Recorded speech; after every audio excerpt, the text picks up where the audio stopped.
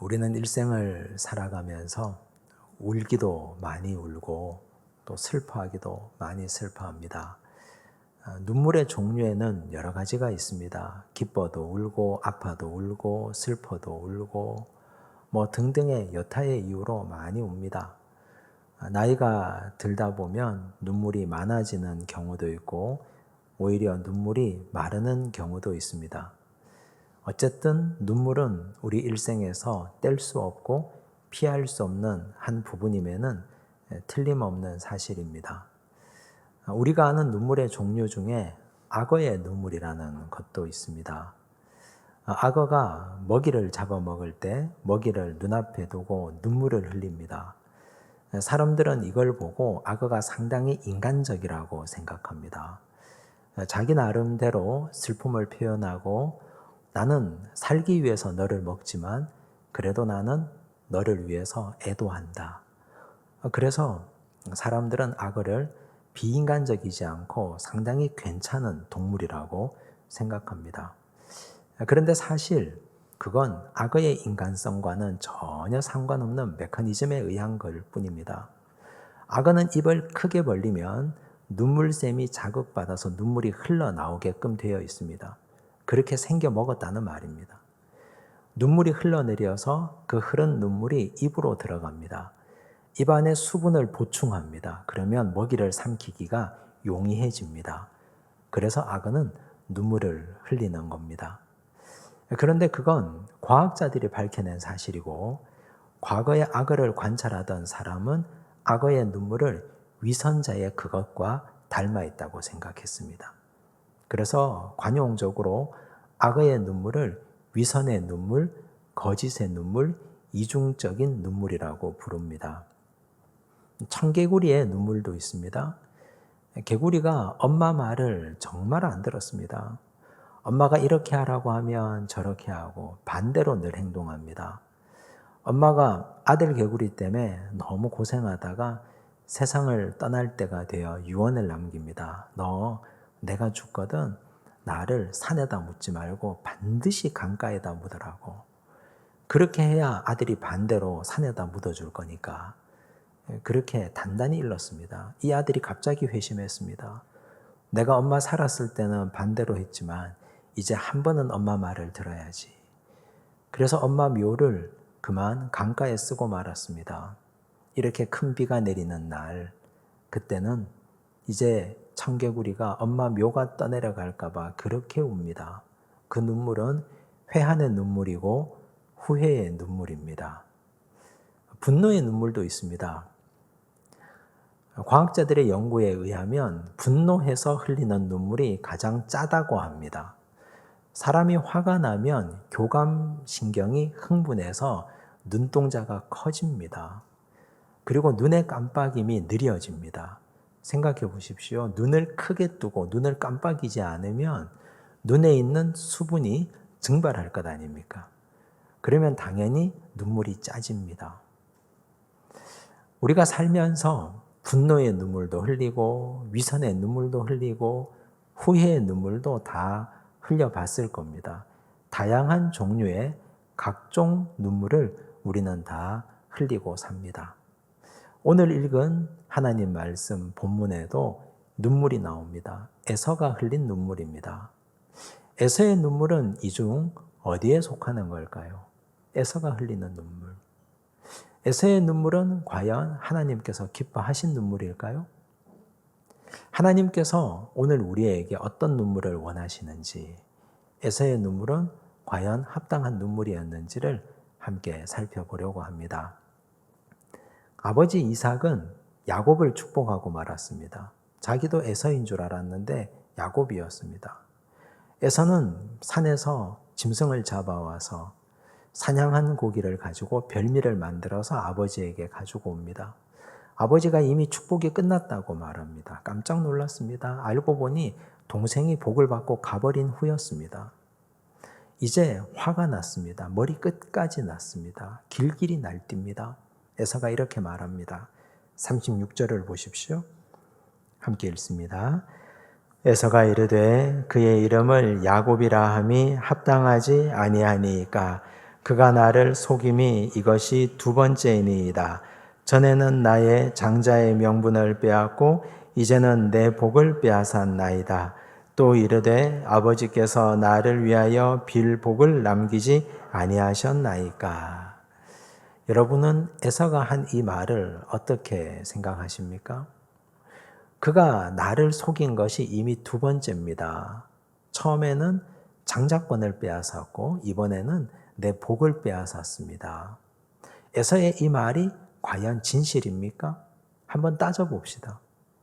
먼저 장자권에 대해서. 어느 날이었습니다. 에서가 산에서 짐승을 잡다가 사냥하다가 배가 너무너무 고팠습니다. 집에 들어오니 마침 동생 야곱이 팥죽을 쑤었습니다. 팥죽 냄새가 온 집에 진동합니다. 팥죽 한 그릇을 달라고 말합니다. 야곱이 이렇게 말합니다. 내가 팥죽을 줄 테니 형의 장자의 명분을 내게 발라. 에서는 망설이지도 않습니다. 두 번 생각하지도 않았습니다. 내가 시장하여 죽게 되었는데 장자의 명분이 나에게 무슨 소용이 있겠느냐. 그냥 팔아버렸습니다. 아무런 문제의식이 없었습니다. 성경은 이런 상황을 그렇게 평가합니다. 이는 에서가 장자의 명분을 가볍게 여김이었다고. 장자의 명분을 야곱이 빼앗은 것이 아니지 않습니까? 자기 입으로 자기 손으로 그냥 팔아치워 버렸습니다. 야곱이 힘이 세서 형과 싸워서 장자의 명분을 빼앗을 수 있습니까? 상대도 되지 않는데? 그런데 장자의 명분을 자기 손으로 자기 입으로 그냥 팔아치운 것은 에서 자신이었습니다. 장자의 명분을 가볍게 여겼기 때문에. 그런데 왜 야곱이 장자의 명분을 빼앗았다고 말하는 겁니까? 기억에 오류가 있든지 자기 중심적이든지 이 사람은 이렇게 거짓말을 하는 겁니다. 두 번째, 야곱이 내 복을 빼앗았습니다. 여기 이 내 복이라는 말 속에는 그의 깊은 교만이 그대로 녹아 있습니다. 언제부터 자기 복이었습니까? 그게 정말 자기 복이었습니까? 그 복이 원래부터 자기 거였습니까? 사냥한 고기를 가지고 오면 아버지가 너를 마음껏 축복하겠다 한 이것, 공로주의에 휩싸여 있었고 아버지의 맏아들 에서였기 때문에 날 때부터 나는 복받은 존재라고 생각한 것, 이건 혈통주의 아닙니까? 그건 잘못된 것 아니었습니까? 복은 하나님께서 주시는 겁니다. 하나님께서 복받을 사람을 찾아보시다가 복받을 자격이 되는 사람에게 주는 겁니다. 그런데 그는 이것이 원래부터 내 것이라고 생각했습니다. 그 복을 빼앗겼다고 지금 주장하고 있는 겁니다. 그는 복받을 자격이 없었습니다. 장남답게 행동한 적이 없었지 않습니까? 부모에게는 근심과 걱정거리가 되었고 동생에게는 짐덩어리였습니다. 복받을 짓을 한 번도 한 적이 없는데 어떻게 그 복이 자기 복입니까? 이 두 가지를 보더라도 이 사람은 지금 이런 상황에서 남 탓하고 있습니다. 어떤 상황이 닥치면 자기 인생에 큰 문제가 생기면 대부분의 사람들은 두 가지 유형으로 수렴됩니다. 첫 번째 사람은 무조건 남 탓하고 봅니다. 환경을 탓합니다. 주변 이웃을 탓합니다. 부모 탓을 합니다. 조상 탓을 합니다. 3대째, 4대째, 할아버지까지 올라갑니다. 이 나라, 이 민족, 대통령 탓까지 합니다. 자기 문제는 하나도 찾지 않습니다. 모든 것이 주변 사람들 탓입니다. 너 때문에 이렇게 됐다고. 내가 잘못한 건 하나도 없습니다. 에서 같은 인간입니다. 또 다른 유형의 사람은 어떤 문제가 생기면 일단은 멈추고 판단을 중지합니다. 그리고 자기의 내면을 돌아봅니다. 내가 잘못한 건 없는지. 혹시 나로부터 비롯된 문제는 아닌지 자기를 돌아봅니다. 여러분, 모름지기 신앙인은 후자여야 하지 않습니까? 신앙한다는 것, 믿음을 가진다는 것, 그건 문제가 생기면 자기를 바라본다는 겁니다. 그런데 에서에게는 그런 구석이 하나도 없습니다. 무조건 남 탓부터 하고 봅니다. 야곱 탓입니다. 야곱이 장자권을 빼앗았고 야곱이 내 복을 빼앗아 가버렸습니다. 이렇게 말하는 겁니다. 이런 인간을 우리 예수님은 이렇게 표현하십니다. 마태복음 13장 40절에서 42절입니다. 함께 읽습니다. 그런즉 가라지를 거두어 불에 사르는 것 같이 세상 끝에도 그러하리라. 인자가 그 천사들을 보내리니 그들이 그 나라에서 모든 넘어지게 하는 것과 또 불법을 행하는 자들을 거두어내어 풀무불에 던져 넣으리니 거기서 울며 이를 갈게 되리라. 지금 종말의 때입니다. 심판의 때입니다. 거기서 울며 이를 갈게 되리라. 심판당하는데 여전히 울고 이를 갈고 있습니다. 무슨 말입니까? 아직까지 회개하지 않는다는 말입니다. 불타고 있는데 알곡은 모아서 천국 곳간에 드리고 가라지는 모아서 태워서 없애버리는 그 순간에도 그는 여전히 불타 없어지는 그 순간에도 울며 이를 갈고 있습니다. 남 탓하고 있다는 말입니다. 내가 왜 이 자리에 있어야 돼? 나는 왜 천국 저 곳간에 들어가지 못하는 거야? 여전히 그렇게 하고 있다는 말입니다. 에서 같은 사람. 지금 에서는 심판당하는 중 아닙니까? 지금 이 사람은 여전히 심판당하고 있는 중에 있습니다. 그런데도 정신 못 차리고 있습니다. 알곡과 가라지가 같은 밭에서 자랍니다. 그런데 왜 주인이 가라지를 뽑아내치지 않는 겁니까? 예수님이 말씀하셨습니다. 가라지를 뽑다가 알곡까지 다칠까 두려워. 그냥 그대로 두라고 하셨습니다. 그러다가 시간이 지나서 추수 때가 되면 알곡은 모아다가 천국 곳간에 드리고 가라지는 모아서 불태워버립니다. 이것이 하나님 나라의 법칙입니다. 에서는 자기가 심판당하지 않으니까 장자의 명분을 가볍게 여기고 팔아먹어도 불신결혼하고 가정을 파괴해도 심판당하지 않으니까 자기가 알곡인 줄 알았습니다. 자기가 알곡인 줄. 하나님께서 에서를 뽑다가 야곱까지 다칠까 해서 에서를 그냥 가만히 두었더니 자기가 알곡인 줄 알았습니다. 가라지는 왜 자기가 가라지인 줄 모르는 걸까요? 자기를 돌아보지 않으니까. 자기 반성을 단 한 번도 해본 적이 없으니까. 자기 얼굴을, 내 모습을 하나님 말씀의 거울에 비추어서 전신을 낱낱이 살펴본 적이 없으니까. 내가 쭉정이인지, 내가 알곡인지 한 번도 살펴본 적이 없으니까. 자신이 가라지임을 모르고 산 겁니다. 이걸 우리는 기도하지 않는 자의 특징이라고 부릅니다. 누가복음 18장에 보면 바리새인의 기도와 세리의 기도가 나옵니다. 예수님이 소개하셨습니다. 누가복음 18장 11절 12절을 보십시오. 함께 읽겠습니다. 바리새인은 서서 따로 기도하여 이르되 하나님이여 나는 다른 사람들 곧 토색, 불의, 간음을 하는 자들과 같지 아니하고 이 세리와도 같지 아니함을 감사하나이다. 나는 일해에 2번씩 금식하고 또 소득의 11조를 드리나이다 하고. 바리새인 얼마나 훌륭합니까? 일해에 2번 금식합니다. 일주일에 2번 금식한다는 말입니다. 그러니 3일에 1번은 금식합니다. 소득의 11조를 드립니다. 객관적으로 보면 이만한 신앙인이 어디에 있습니까? 괜찮은 사람입니다. 그런데 이 사람의 문제가 뭡니까? 이걸 기도로 표현하는 것이 문제입니다. 이걸 기도로 자기 자랑을 일삼고 있습니다. 하나님께 자랑하고 큰 소리로 기도하면서 성도들에게, 주변 사람들에게 나 이런 사람입니다 라고 홍보하고 자랑하고 있습니다. 여러분, 기도는 뭡니까? 기도는 자기를 돌아보는 겁니다. 바리새인이 죄 짓지 않았겠습니까? 하루 살고 나면 수십 가지 죄가 나에게 들어와 있는데 자기 자신을 돌아보고 죄 문제를 살피고 하나님 말씀에 나를 비추어 봐서 나는 이런 문제가 있었습니다. 하나님 내 이 죄를 용서해 달라고 죄 문제를 가지고 하나님께 나가야 되는데 자기 자랑을 가지고 하나님께 올려드리고 있습니다. 이러니 자기 반성이 없는 이 바리새인을 예수님께서 책망하신 것입니다. 반면 세리의 기도는 어떻습니까? 누가복음 18장 13절입니다. 함께 읽습니다.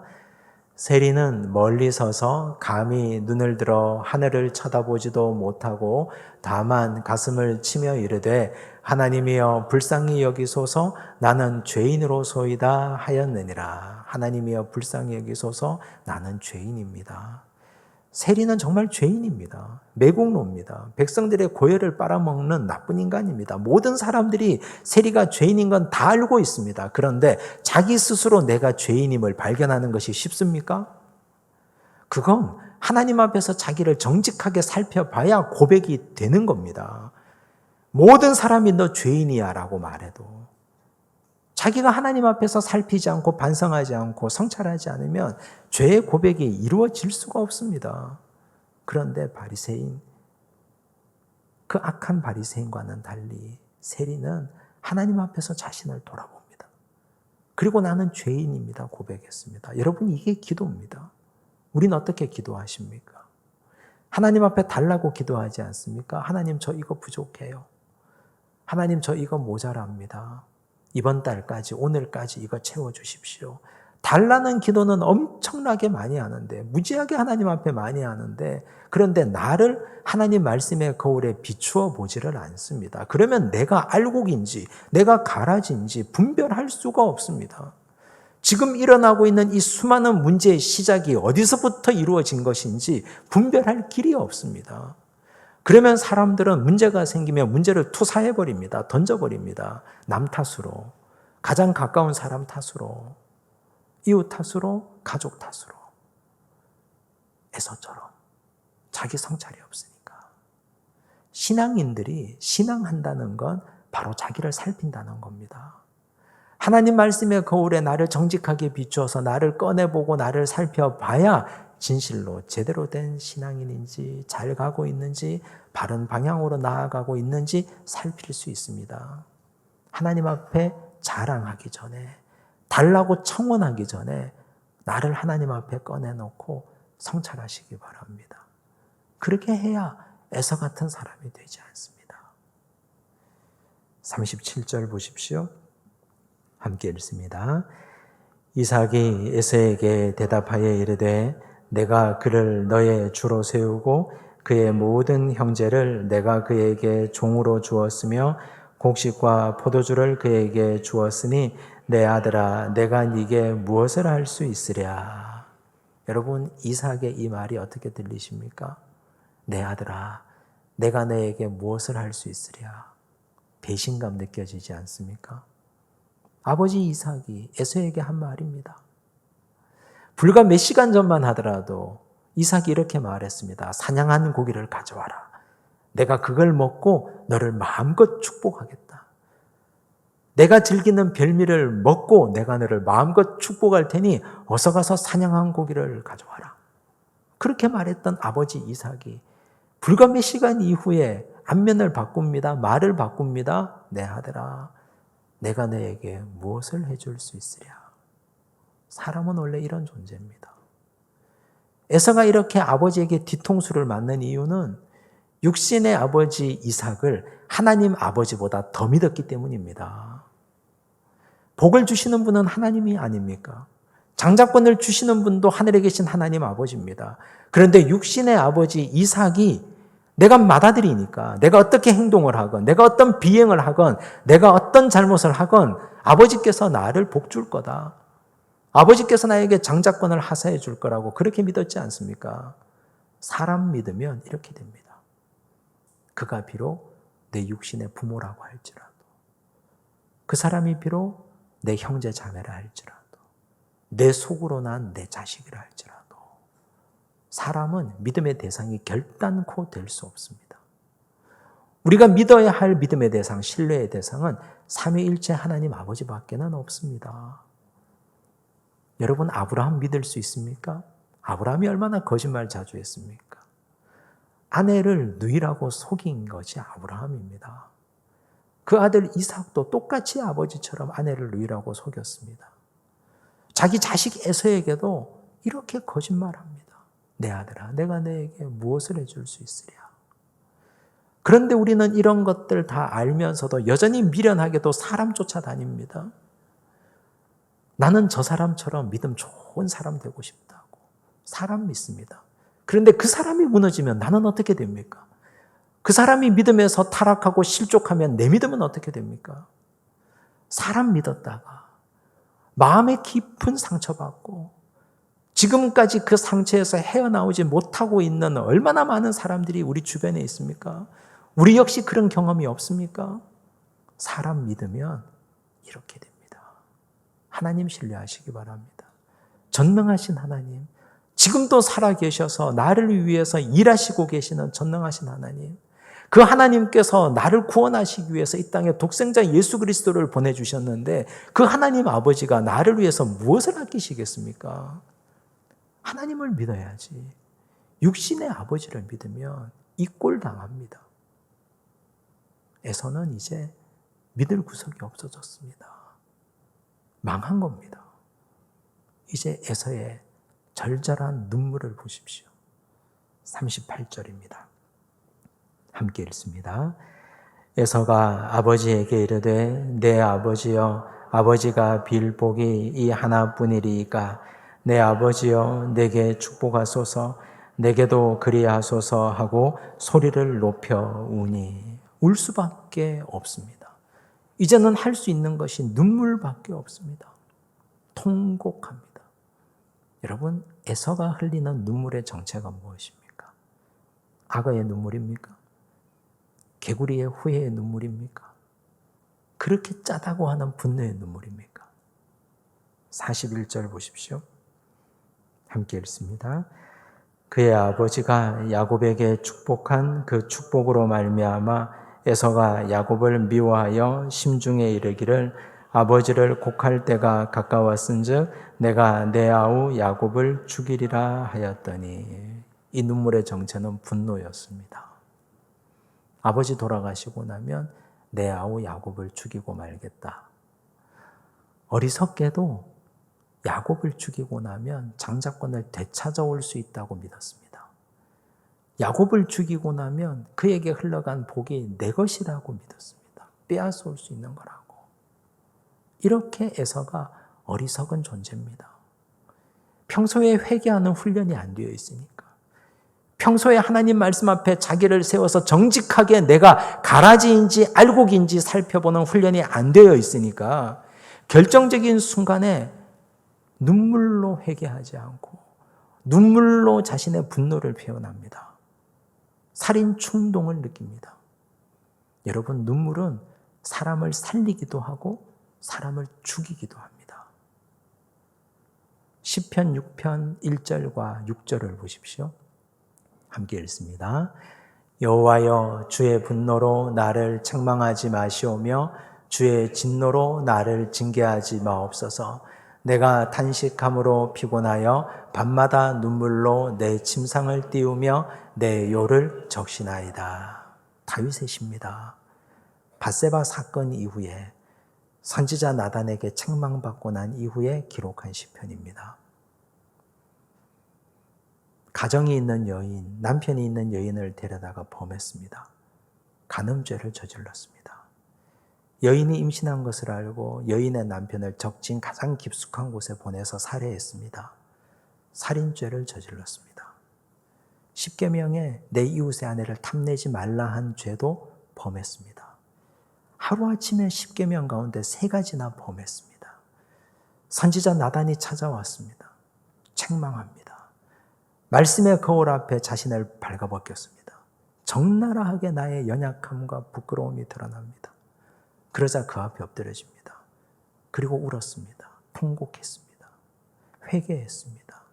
얼마나 울었던지 자기의 눈물로 침상을 띄울 정도가 되었다고 합니다. 그리고도 부족해서 매일 밤마다 그 눈물로 요를 적십니다. 다윗의 회개의 눈물이 그를 살렸습니다. 그를 구원했습니다. 다윗을 왕 중에 가장 하나님께 사랑받는 왕으로 만들었고 그를 다시 일으켜 세웠고 그가 하나님 앞에 새롭게 설 수 있는 그 눈물, 바로 회개의 눈물이었습니다. 베드로는 또 어떻습니까? 네가 닭 울기 전 나를 3번 부인하리라. 한 여종 앞에서 3번이나 예수님을 모른다고 부인합니다. 닭이 웁니다. 예수님의 말씀이 생각났습니다. 말씀 앞에 자기가 서 있습니다. 너무너무 부끄럽습니다. 통곡했습니다. 베드로의 그 눈물이 베드로를 살린 겁니다. 베드로의 그 통곡이 베드로를 베드로 되게 했고 그를 초대교회의 지도자로 만들었습니다. 에서의 눈물은 어떻습니까? 그는 하나님 앞에 마지막 기회를 부여받은 겁니다. 이런 충격을 받음으로 그는 자기를 돌아보고 회개해야 옳았습니다. 장자권을 팔아먹은 것 바로 내가 팔아먹었구나. 하나님의 복을 복되게 하지 못한 것, 나의 잘못이구나. 울긴 우는데 회개의 눈물이었다면, 그 눈물이 정말 회개의 눈물이었다면, 하나님 앞에 회개하고 아버지께 용서를 구하는 회개의 눈물이었다면 에서의 인생이 달라지지 않았겠습니까? 여러분, 오늘 우리는 어떤 눈물을 흘리고 계십니까? 이도 저도 아닌 정말 허무한 눈물도 있습니다. 이스라엘 백성들이 여호수아를 따라 가나안 정복 전쟁을 끝내고 12지파가 땅을 분배받았습니다. 그런데 여전히 그 땅에 가나안 잔당들이 남아 있습니다. 하나님께서 말씀하셨습니다. 가나안 잔당들을 다 몰아내라고. 그런데 이스라엘 백성들은 더 이상 전쟁하기 귀찮았습니다. 싫었습니다. 지금까지도 전쟁했는데 또 싸우기 싫었습니다. 그래서 하지 않습니다. 그들과 조약을 맺고 그냥 종 삼아서 편하게 살고 싶었습니다. 그때 하나님이 당신의 사자를 보내서 책망합니다. 일어나라. 전쟁하라. 그들을 쫓아내라. 말씀대로 하라고. 그때 이들의 반응이 이렇습니다. 사사기 2장 4절과 5절입니다. 함께 읽습니다. 여호와의 사자가 이스라엘 모든 자손에게 이 말씀을 이르매 백성이 소리를 높여 운지라. 그러므로 그곳을 이름하여 복임이라 하고 그들이 거기서 여호와께 제사를 드렸더라. 울었습니다. 회개했다는 말 아닙니까? 거기서 제사를 드렸습니다. 예배 드렸습니다. 예배는 곧 결단 아닙니까? 회개하고 결단했습니다. 그러면 한 가지 남은 게 뭡니까? 실천이죠. 행동의 변화입니다. 눈물로 회개하고 예배드리면서 결단했습니다. 그러면 이제 나가서 가나안 잔당들을 내쫓아야 됩니다. 백성들을 모아서 이제까지 우리가 잘못했으니 가나안 잔당들을 내쫓아 해야 됩니다. 그런데 어떤 일도 하지 않았습니다. 아무 일도 하지 않습니다. 행동의 변화가 없습니다. 눈물도 흘리고 결단도 했는데 삶이 똑같습니다. 바뀌어지지 않습니다. 그래서 하나님은 그 사람들이 그렇게 울고 통곡하고 예배드리는 그곳 이름을 복임이라고 이름 불렀습니다. 우는 자들이라고. 너희들 울기만 하는구나. 회개만 하는구나. 우는 자들이라고. 오늘 우리가 그렇지 않습니까? 매주 주일이 되면 대한민국 방방곡곡에서 예배드리는 사람들이 많습니다. 예배드리고 나름대로 은혜도 받습니다. 웁니다. 통곡하고 울고 하나님 앞에 결단합니다. 그런데 예배당 문만 나서면 똑같습니다. 잊어버립니다. 삶이 변하지를 않습니다. 행동하지 않습니다. 만약 이 땅의 그리스도인들이 예배드리고 눈물 흘리고 결단한 대로 삶을 살아내기만 하면 세상이 바뀔 겁니다. 세상이 더 좋아질 겁니다. 세상이 바뀌고 행복해질 겁니다. 그런데 우리도 복임에서 울기만 하는 자들처럼 여전히 울고 있으니 세상은 똑같습니다. 우리의 눈물이 에서의 눈물입니까? 복임에서 울기만 하는 자들의 눈물입니까? 하나님이 원하시는 눈물은 다윗의 눈물이요, 베드로의 눈물이요, 세리의 눈물입니다. 부디 우리의 눈물이 열매 있는, 회복이 있는, 은혜가 있는 눈물이 되기를 간절히 바랍니다. 기도하겠습니다. 하나님 아버지, 우리 속에 에서가 있습니다. 문제만 있으면 남을 탓하고 핑계했습니다. 나는 피해가려고 하고 책임지지 않으려 하고 다른 사람 핑계하고 탓하기만 좋아했습니다. 아버지 용서하여 주옵소서. 돌아보면 장자권을 팔아먹은 것도 나이고 복받지 않게 행동한 것도 나인데 남 핑계하고 탓하는 것 너무너무 잘하고 살았습니다. 아버지 용서하여 주옵소서. 회개하는 습관 가지기 원합니다. 매일같이 하나님 말씀에 나를 비추어 보고 무엇이 잘못되었는지, 왜 이렇게 되었는지 나로부터 일어난 문제들을 살피고 회개하여 결정적인 순간에 분노의 눈물을 흘리지 않는 자 되게 하여 주시옵소서. 나를 살리는 눈물을 가지게 하옵소서. 다윗처럼 베드로처럼 울게 하시고 그 눈물이 나를 구원하고 우리를 건지는 눈물 되게 하여 주시옵소서. 울기는 하는데 예배드리고 결단은 하는데 행동하지 않는 복임에서 우는 자들과 같은 어리석은 자 되지 않도록 도우시고 우리가 울고 결단했다면 삶의 변화가 일어나게 하여 주옵소서. 모든 말씀 예수님 이름으로 기도드리옵나이다. 아멘.